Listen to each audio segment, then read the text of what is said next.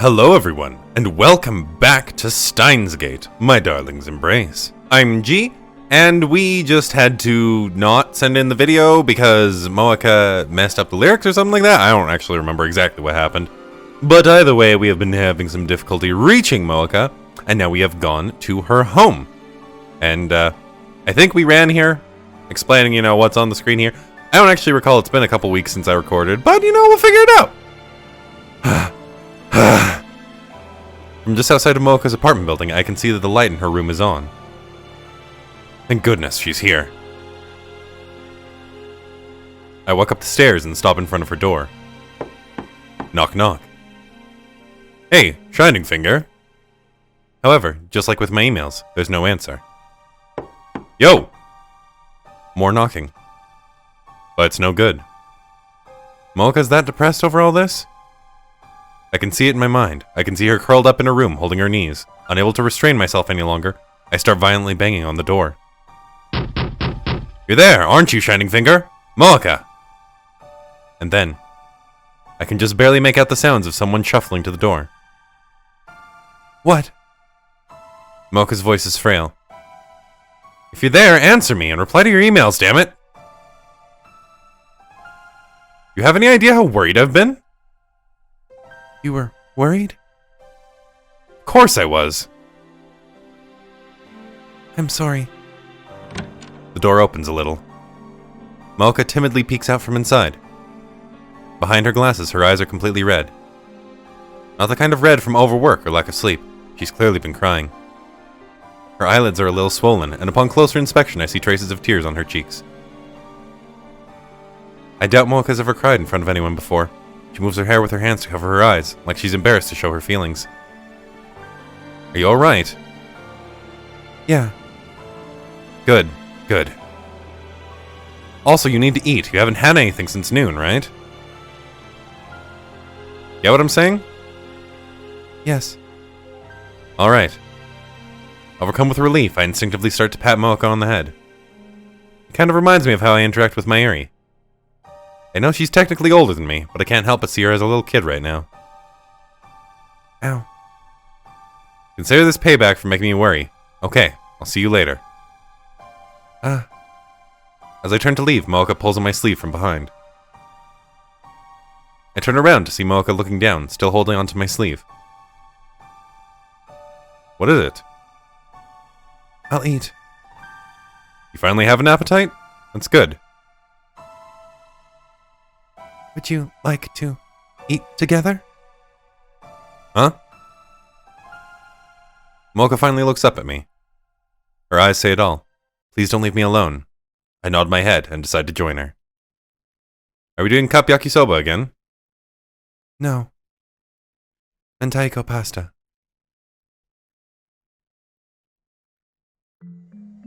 Slurp slurp. Just like before, slurping sounds echo throughout the room. Except it's not yakisoba this time, just regular pasta. I glance around her apartment while I eat. The place has gotten a lot messier since I last cleaned it. As usual, there's a wide assortment of books, papers, and plastic bags all over the place. Inside said bags are cans of alcohol and various snacks. The reason the place smells a little like alcohol is probably because she was just drinking. There are empty cans all over her table. Drinking without putting anything in her stomach is a bad look, but then I remember that she probably came home depressed and couldn't help herself. Shining Finger, you sure do drink a lot. You like alcohol? Not particularly. I see. I can't keep conversation going. Quite frankly, I really want to talk about what happened back at the lab. I don't want to do anything that'll make her feel worse, so I just shut up and eat more pasta. Done with the food, I head towards the kitchen to throw away the empty container. Should I throw this away in here? Yeah. I toss it all into a plastic bag filled with convenience store bento boxes and other empty containers. Back in the other room, MOEKA has stopped eating and is now typing into her phone. Her fingerwork is as magnificent as always, her slender digits gliding over the different keys. Alrighty, we've got mail! From Shining Finger. Hi, I'm sorry for worrying you like this, MOEKA. I'm an open book, apparently. I guess not mentioning what happened in the lab is actually more suspicious than just bringing the subject up right off the bat. I mean, yeah, it sucks that things didn't work out, but there'll always be more opportunities for us. Remember, everyone agreed that we could just work harder next time. Right?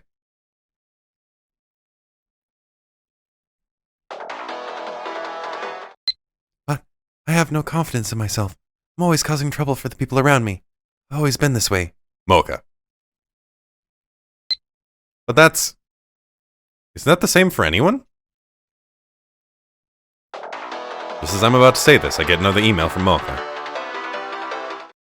Sometimes I wonder why I'm even here. MOEKA. When I tilt my head to the side, my phone rings again. Nobody needs me. MOEKA. People are able to live their lives because they're needed by others. But if no one needs them, what point is there in living? MOEKA.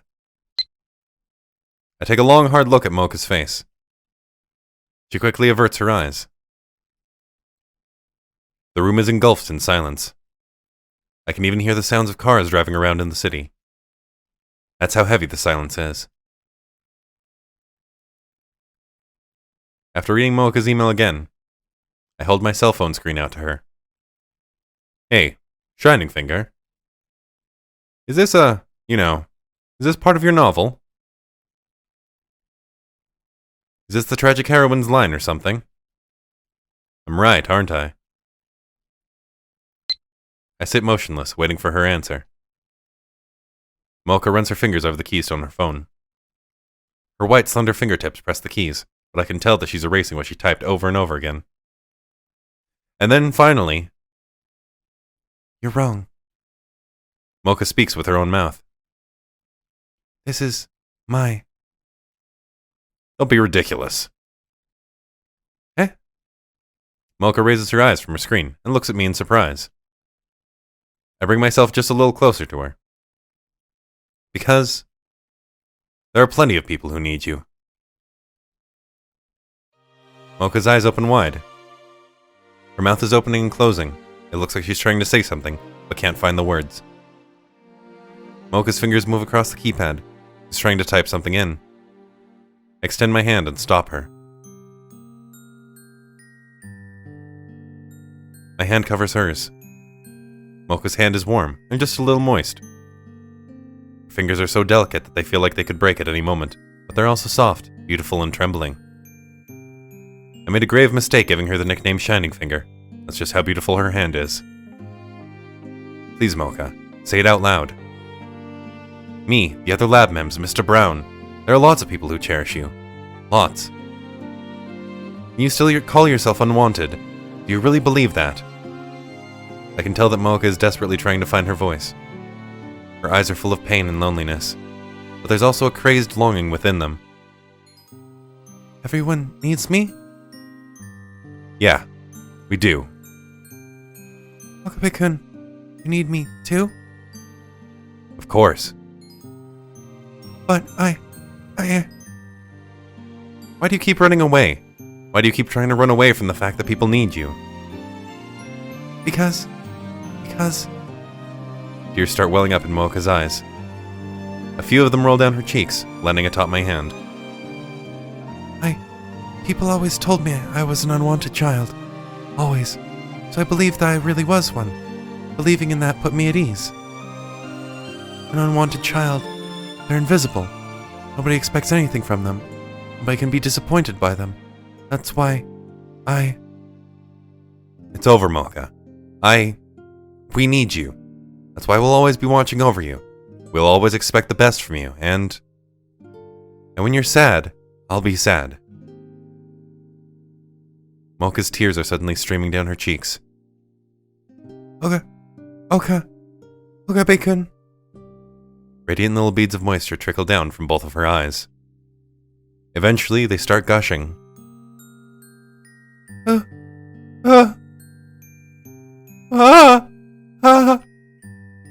MOEKA buries her face into my chest and starts crying loudly. She lets her emotions just hang out. Her cries are like those of an innocent child's. I quietly listen to MOEKA's crying voice as I lend her my chest. This is likely the first time she's ever expressed her own feelings so directly.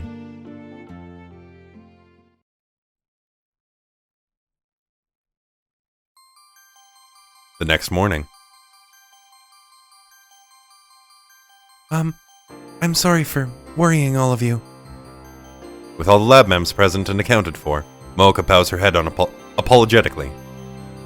To me, it seems like less of an apology for what happened last night, and more of an apology for not noticing that everyone here cares about her. It's no big deal. You really didn't have to apologize. Yeah, maybe she's just happy that you've cheered up.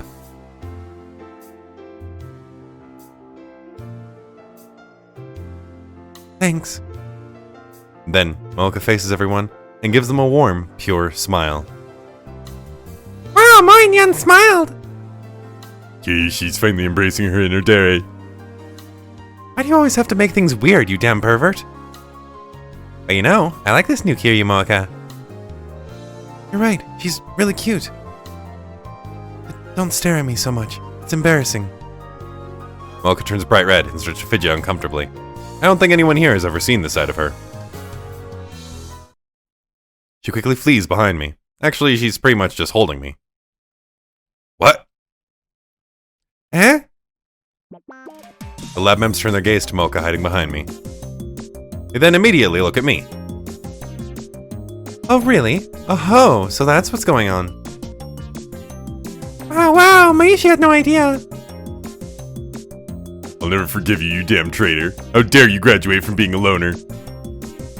Wait a second, I think you've all got the wrong idea. Wait a second, you two were all alone when I found you walking around Radican. So you really were on a date when I saw you at Yanabayashi Shrine.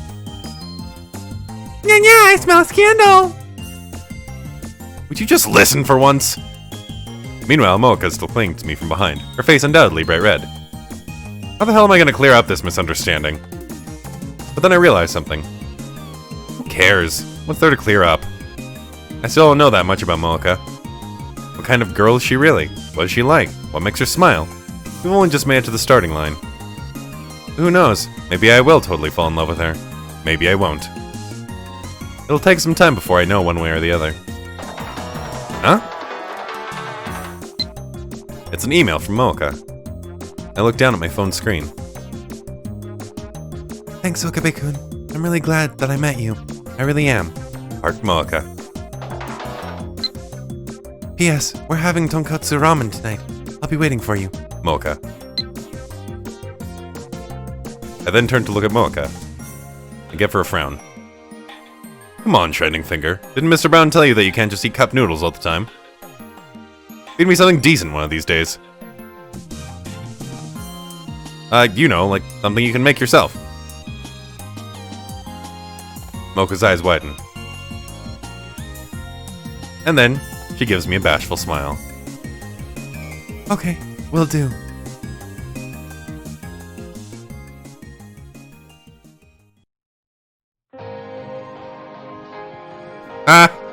Oh, man.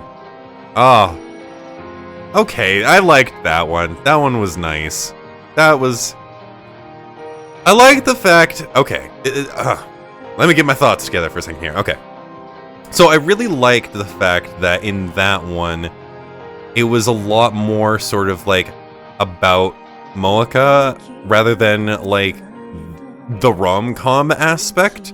Like there was definitely an amount of that. Like there was the date that they were set up on, and there was sort of like, you know, some romantic entanglement there. But like overall, that was just sort of like about MOEKA and about like her feelings and how people like kind of assumed things about her, and how in the end, you know, there's a much more complicated person behind just this facade of simplicity there. And just, I really liked that. That was really nice. And in the end, that end was very cathartic, you know? Sort of this platonic sort of, you know, we care about you. You are loved. You are cared for. And like, that's something that I feel like there's a lot of people that need to hear that. Especially, you know, nowadays. Just, you know, people that just want to be cared for. And I really like that. I really like that that's where that went and that's where that ended. And that it's just like, okay, you know, maybe I'll fall for her, maybe I won't. But either way, we've gotten closer, we know each other better, and I know her better and she knows me. And, I liked that one a lot. That was really good. Can I skip through this? Excellent. Alrighty. Well, yeah, we have done Dawn ratio. Wallpaper. Wow. Oh, so that's how I get wallpaper and extra stuff. Well, yeah, on to the next route, because once again, I seem to have ended a route 15 minutes into the episode, so let's go! Alrighty, and we are back. We have passed over the opportunity to stop all gadget development, and we are now moving to stop number 12 development at once. That should be the end of number 12. Let's do this. Send. Number 12 being Darling You Idiot. Alright, where are we going now? 3.182879. Okay, so we actually went closer. Okay, wait, no. So we had the alpha, the beta world line. I think this is meant to be the delta tractor field? Not 100% sure. Ugh. I feel dizzy as my vision distorts. I've lost all sense of reality. And then, once again, the world begins to take shape. I know this feeling, reading Steiner. The D-mail worked.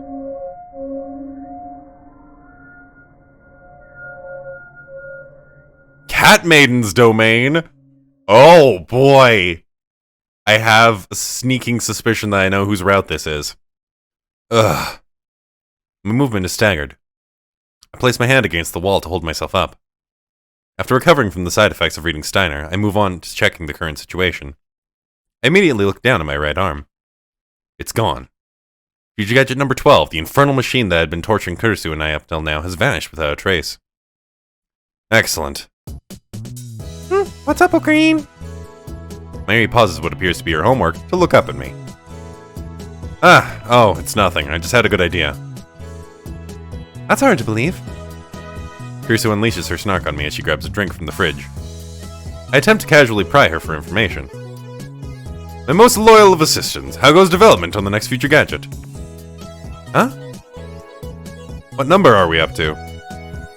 Did you hit your head or something? I literally just gave you a report during the last roundtable conference.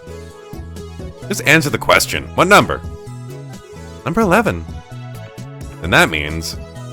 After the phone wave names to change, it looks like we went on to make number 9, Return of the Tear-Stained Goddess, number 10, Surprise Specs, and number 11, One Scoop Prevails. This is exactly the scenario I had hoped for. In this world line, I rejected Ferris's idea for number 12. The D-mail appears to have worked just as planned. My body awash with relief, I sit down on the couch. Mary stretches out off to my side. Maybe she thinks that's enough homework for today.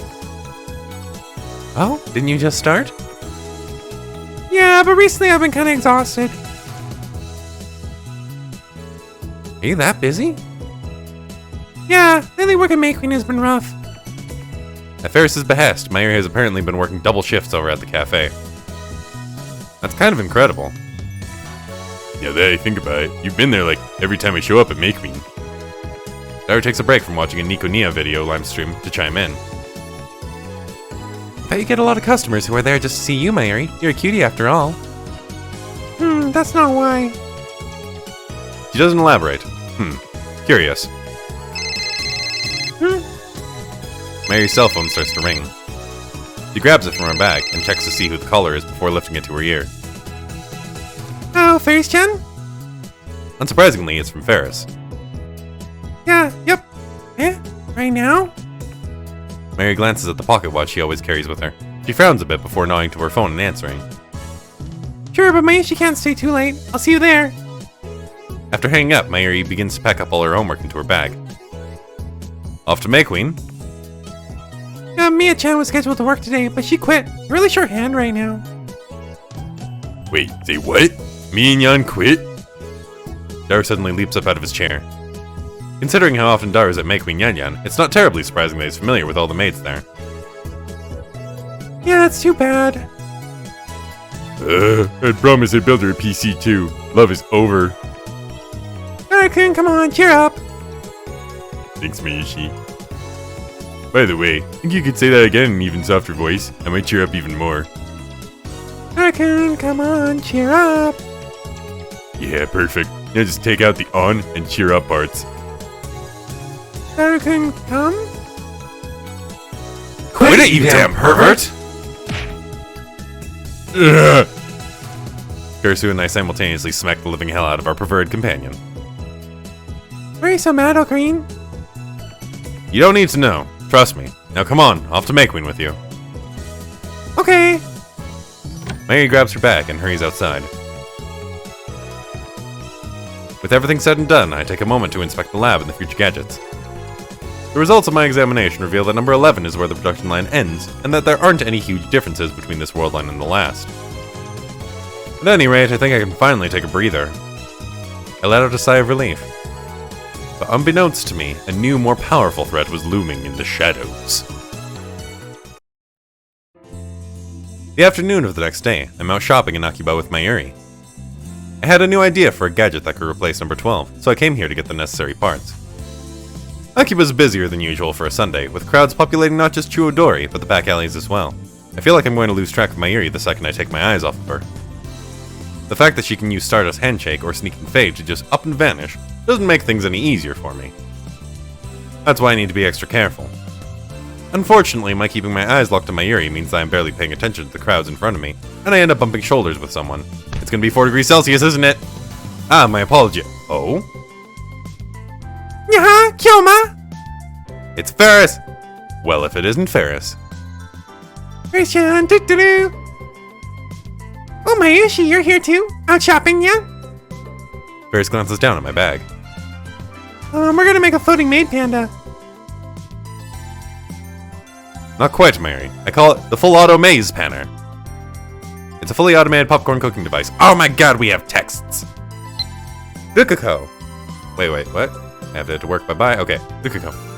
It's so hot today. Hello.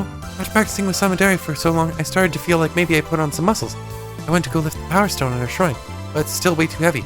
I bet you'd have no problem picking it up, Kyoma-san. Oh no! Could I reply to it last time? Shit.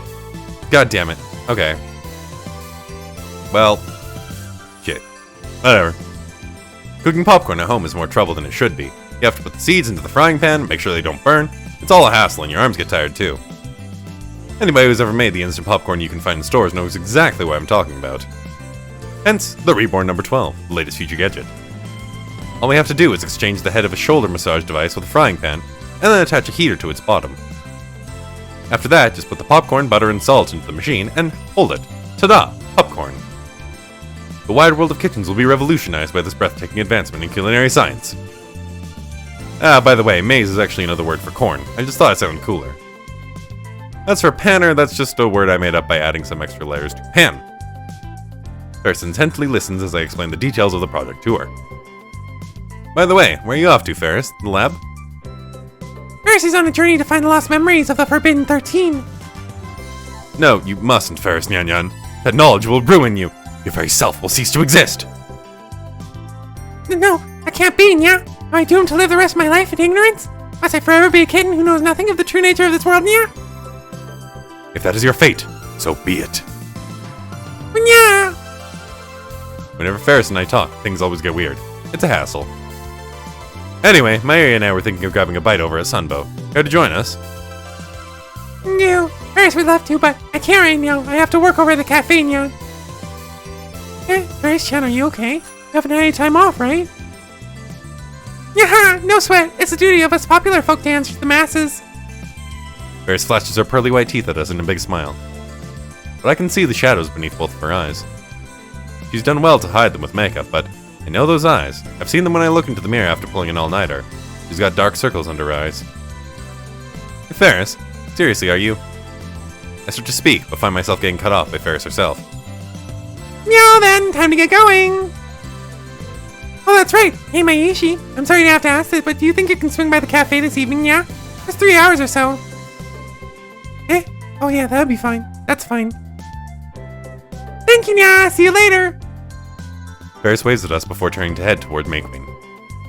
I speak to Mayuri, my eyes still locked on Ferris. She has it pretty rough, huh? Yeah, Mayushi's worried about her. Isn't the store manager supposed to keep tabs on shifts? Why is that being dumped on Ferris? Well... Mayuri starts to say something, but hesitates. I give her a curious look, god damn it, and she hurriedly continues. Ferris-chan is the chief maid, so she's kind of like everyone's big sister at work. Where is it? Daru! You saw a car with Itsuki-tan from Phantom Breaker printed on it. Why do I need to know this? One of those cars, eh? You gotta be a certain type of person to go that far. I can respect that. Itsuki-tan? Who the hell is that? Nah, let's go with the car one. Mail sent. Yeah. Ah, I get it now. In other words, she's like a middle manager for all the maids. It seems every industry has its tough management positions. Mayuri nods. I've always figured Ferris to be the kind of childish, what with her nyan-yans and weird delusions. That said, she seems to have a lot on her plate at work. Impressive. I can't help but find myself seeing the cat-eared maid in a more positive light. But then... Yeah? Ferris suddenly screams out. Surprised, I look up and find Ferris has been cornered by a handful of men in a back alley. Yo, cute little Siamese cat. How are you doing today? I recognize the man in front. He's... Hey, you're not planning on going in, are you? Listen up. Take this as a bit of advice from a hot-blooded dandy. You should stop coming here. If you don't, you're gonna end up getting caught in a positively brilliant trap. That's right! He's that weirdo who stopped me in front of May Queen and started going on about all sorts of nonsense. Mayuri, wait here. Hey, wait, Mayushi's coming too. No, it's too dangerous. Just stay here. I immediately rush over to Ferris. Hey! Kyoma! Huh? Who the hell are you, punk? The men glare at me. Upon closer inspection, he doesn't seem to be a run-of-the-mill delinquent. Judging by his fashion sense, he strikes me as somebody who'd be hanging around Shibuya, not Akiba. He's also wearing what appears to be a high-spec sunglasses, a necklace, and a wristwatch. The men around him are similarly decked out. These guys are more dangerous than your everyday delinquents. They can't just leave a friend in need. What do you want from Ferris? He's got nothing to do with a persona non grata like you, asshole. Get the hell out of here. Persona non grata? Is that even English? What's this guy rambling about? Welcome to Makisuri Kurisu's Tips Corner. In this case, persona non grata means someone unwelcome or someone unneeded. The perfect way to describe you, Okabe. Ha ha ha! Oh wait. Whoops. I thought that was in Okabe's head. Whatever! Kurisu would later rub salt into the wound. Unsurprising to say the least. It's got plain to do with me. Ferris is my friend. Hey, look at this guy, huh? All about that embarrassing power of friendship shit. The man looks around, his eyes stopping at Mayuri behind me. He smirks and starts to laugh. Well, look at that. So you know Mayushi Nyan-Yan too, eh? What? He knows Mayuri? So who in the hell is this guy? As I try to puzzle things out in my head, he starts to explain himself. I bet you want to know why I know these women, right? It's goddamn simple. I'd never forget the faces of the women I want to make mine. What did you say? Make them his? How can I stay calm after hearing something as demeaning as that? And what's your problem? You her boyfriend or something? Cack out your tongue? I'm not her boyfriend. She's my important hostage. I never hand her over to the likes of you. Don't get so angry, bro. I was just saying I was gonna add her to my collection.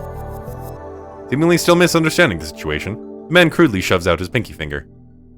Then, after dramatically posing in the most heavy-handed way humanly possible, he pulls out a business card. I take it from him and glance down. Amusement, hospitality, planner? Hyper cafe producer. Entertainment food coordinator. His excessively gaudy business card is riddled with a confusing array of words and terms. And under them, an even gaudier font is what appears to be his name. The 4 degrees Celsius, Shido. I'm not doing... It's 4 degrees Celsius. It's what it is. How the hell am I supposed to read this? Wait, 4 can be read as she, and do is degrees. He's a total chunibyo. Even the great Hoin Kyoma can't do naught but recoil in embarrassment. As you can see, I'm not only a happy producer that travels the world, but also an amazing planner. The Duke of Darkness that had descended upon Akiba's maid cafe world. I stand there, dumbfounded by the nonsense this weirdo is spouting out. What the hell is he getting at? What's the point of all this? Amidst my bewilderment, Ferris angrily chimes in. He's basically trying to scout and bring us over to the maid cafe he runs. Eh? In simple terms, that is correct. Come on, bro. Tell these fine ladies to ditch their joint and come work at my fine establishment of miracles and wonderment. You're getting annoying, yeah? Ferris already told you I'm not interested. Maybe she refuses too. Mary clearly states her intent. Are you so sure about that? Your little dump ain't gonna be around a whole lot longer. Upon hearing this, Ferris's expression turns sour. What's that supposed to mean? Exactly what I said. Pretty soon my maid cafes are gonna be the only ones left in Akiba. What? 4 degrees Celsius grins at my shocked response. He gives his subordinates what I can only assume is his signal to leave. Anyway, you best think this over real carefully, Ferris Nyan Nyan. If you come over to my place, I can offer you 3 times what you're getting now. That's how valuable you are to me. But if you bear your fangs against me, I'll make sure you never work in this town again.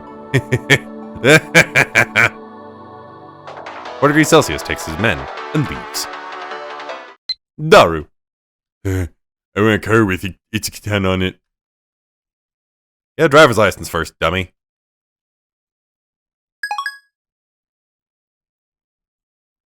As Ferris glares at his back, I can just barely make out the tears forming in her eyes.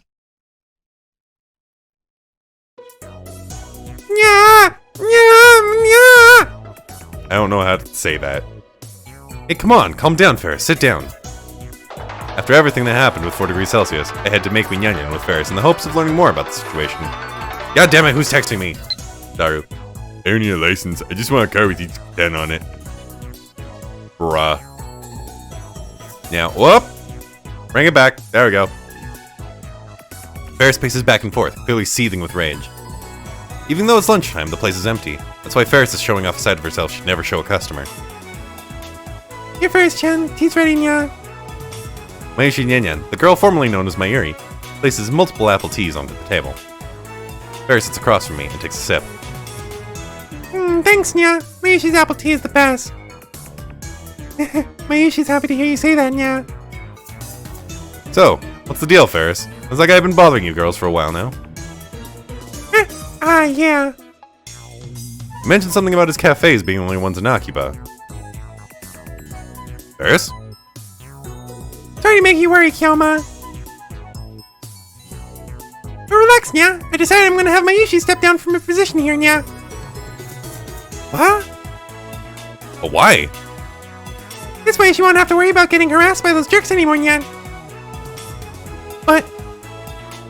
And where does that leave you, Ferris? Don't worry about it, nya. I can take care of myself. This has nothing to do with you or Mayushi. It's my problem. What the hell are you talking about? Aren't you a lab mem? Aren't you one of our friends? Huh? It's got nothing to do with us. Are you kidding me? The Grey Homie in Kyoma is not so foolish as to ignore a threat against his friends. What? Ferris looks lost and confused for some reason. She turns her gaze to Mayuri. Ferris-chan, let's try talking to Ocarina about it, okay? Mayuri gently urges her. I don't know what I'll be able to do to help, but can you at least tell me what's going on? Okay. Ferris takes another sip of the apple tea Mayuri made, then starts summarizing the situation. Oh my god, there's gonna be murder on my throat! Things are even- oh my god, thank god she's not actually saying it. Things are even crazier than I had imagined. The third Akihabara Maid Cafe War. I have no idea whether there was actually a first or a second, but the way Ferris described this great war makes it sound incredibly dire. Akihabara being the place it is, competition between maid cafes has always been fierce. It's not terribly rare for Cafe A to become Cafe B only a month later. Things change quickly. But recently, something strange has started happening in the maid cafe circuit. It all started when 4 degrees Celsius appeared. Apparently, 4 degrees Celsius originally designed normal cafes and food courts. He eventually made use of his strong social skills to talk his way into major investment funds, which helped him to sneak into the maid cafe industry with a whole lot of cash to back him up. 4 degrees Celsius's joints were all hugely successful. Of course they were. The establishments produced by 4 degrees Celsius had bags of money backing them up. This money was used to scout top talent from other cafes, and even bring in gravure idols.